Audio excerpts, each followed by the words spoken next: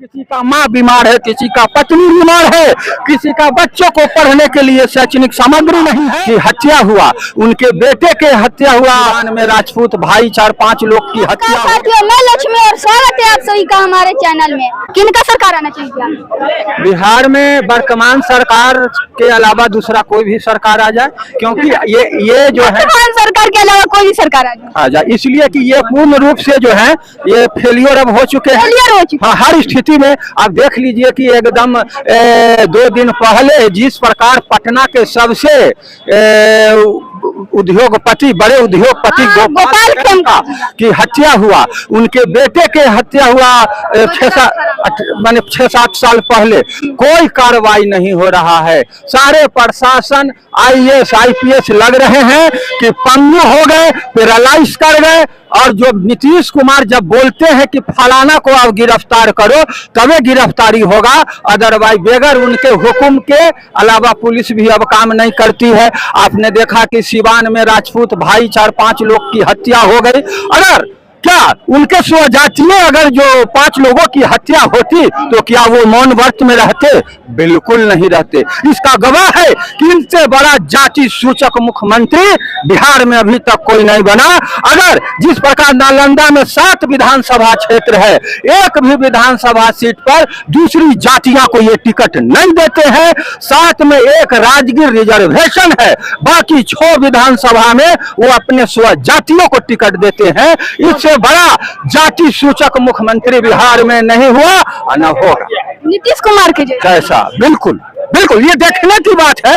आखिर महात्मा गांधी ने कहा था कि पुलिस वैसा सरकार का आदेश न माने जिससे कि उसका अपना निज स्वार्थ निहित हो उसमें। आज पुलिस जो है संदीप लांडे जैसा काबिल IPS इस्तीफा दे रहा है, कामनी मिश्रा जैसे जो है पुलिस अफसर इस्तीफा दे रहा है, और एक दीक्षा जो नया पटना ASP IPS आई है वो कहती है कि चोट लगकर गोली लगकर, उनको ये भी पता नहीं है कि गोपाल खेमका का चोट लगकर हत्या हुई कि गोली लगकर। आप वीडियो देखिएगा तो उसमें पहला लैंग्वेज उनका है कि गोपाल खेमका को चोट लगकर, फिर बोलती है गोली लगकर हत्या हुई। ये क्या मजाक है? ऐसे ऐसे लोग कैसे IPS बन गए, यह भी एक सवाल के घेरे में कि जिनको चोट लगा कि गोली लगा ये भी समझ में नहीं आ रहा।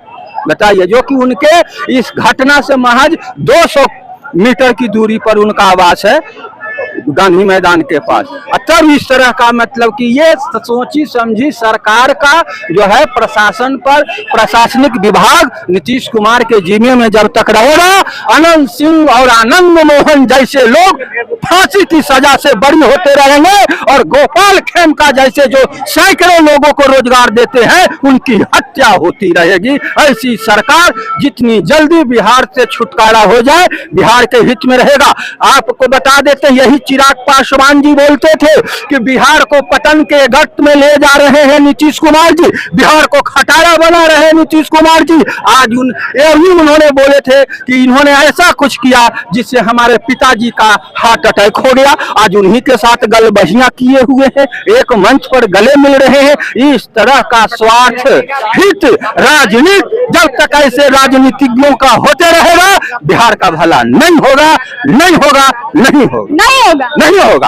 आपने देखा कि कलेक्टर आदेश कर दिया कि 25 तारीख तक जिसका प्रमाण प्रूफ नहीं होगा उसको मतदाता सूची से नाम हटाया जाएगा। मैं बता देता हूं, इस भारत भूमि पर सम्राट अशोक ने भी शासन किया, राजतंत्र के माध्यम से सम्राट अशोक ने भी शासन किया, अकबर बादशाह ने भी किया, और आपको जो है ये आपको बाबर ने भी किया, पृथ्वीराज चौहान ने भी किया। लेकिन ऐसा फरमान किसी ने जारी नहीं किया कि हम जो है नाम कटवा देंगे अगर 15 दिन के अंदर में आप अपना सबूत नहीं पेश करेंगे।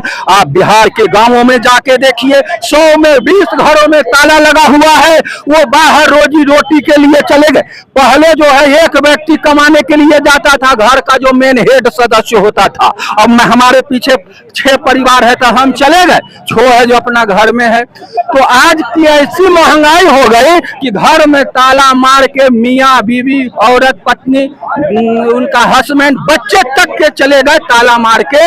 ये कंडीशन बिहार में, देश में महंगाई की हो गई, बेरोजगारी की हो गई।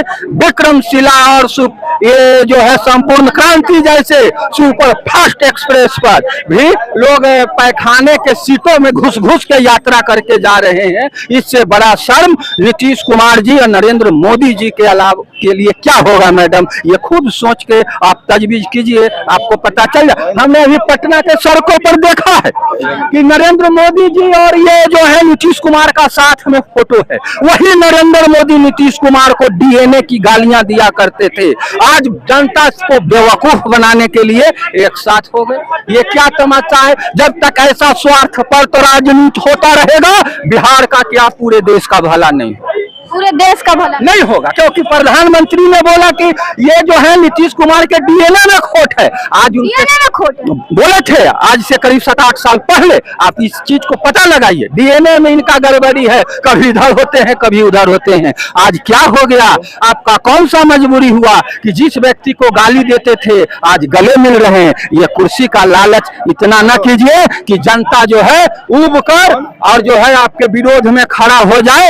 जनता तो लाचार विवश बना हुआ है, ये जो है सो कि ये हर तरह के समस्याओं से दबा हुआ है, अबोध है जनता, ना समझ है। किसी का माँ बीमार है, किसी का पत्नी बीमार है, किसी का बच्चों को पढ़ने के लिए शैक्षणिक सामग्री नहीं है।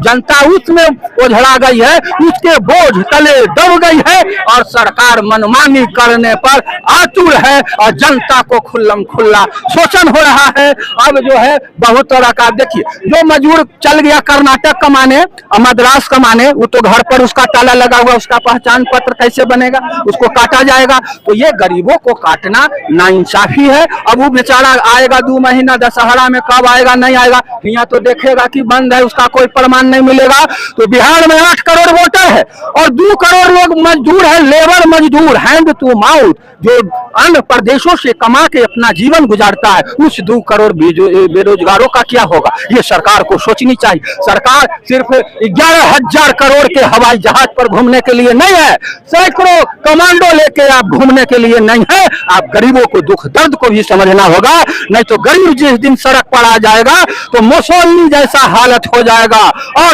हिटलर जैसा हालत होगा।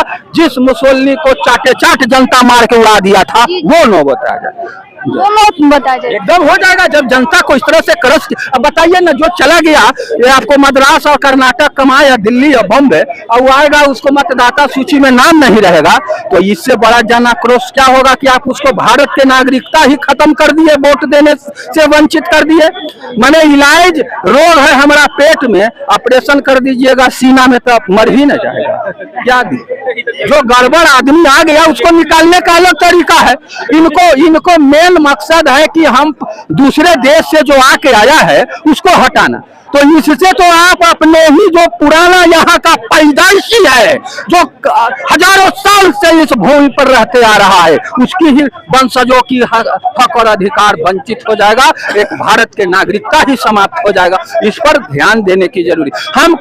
हमें किसी पार्टी से कोई विरोध नहीं। मैं एक आम जनता हूँ और एक आम जनता की आवाज के हिसाब से मैं बता रहा हूँ उनका जो समस्या है, और ये समस्या मेरा भी सबको है। हमारे ही घर में बहुत सा, मोहल्ले में बहुत सा के पास जो है आपको आवासीय नहीं है। अब उसको आवासीय नहीं है, बहुत सा प्रमाण आधार कार्ड है, आधार कार्ड पहचान पत्र से ये 6 महीना पहले आप प्रधानमंत्री बन गए, आज कहिएगा कि वो फर्जी है तो आप भी फर्जी हो गए, आप भी इस्तीफा दे के फिर से दोनों आदमी चुनाव कराइए। ये सब जनता को अनर्थ के बोझ पर दाब के रसातल में भेजने का तरीका है। ऐसा नहीं होना चाहिए। ये जनता के लिए बहुत ही घोर दुर्दिन आने वाला है और इसका विरोध देखिए कल आपको नजर आएगा। ये कोई मामूली, बिल्कुल नजर आएगा, ये कोई मामूली चीज नहीं है। ये हक और अधिकार की बात है, ये भारत की नागरिकता की सवाल है। भारत का नागरिक एक IAS IPS से भी ऊपर है, एक मुख्यमंत्री प्रधानमंत्री से भी ऊपर है। एक भारत का नागरिक, संवैधानिक अधिकार उसको इतना प्राप्त है और उसी चीज को ये सरकार गड़बड़ घोटाला करना चाह रहे, जो बिल्कुल नाइंसाफी।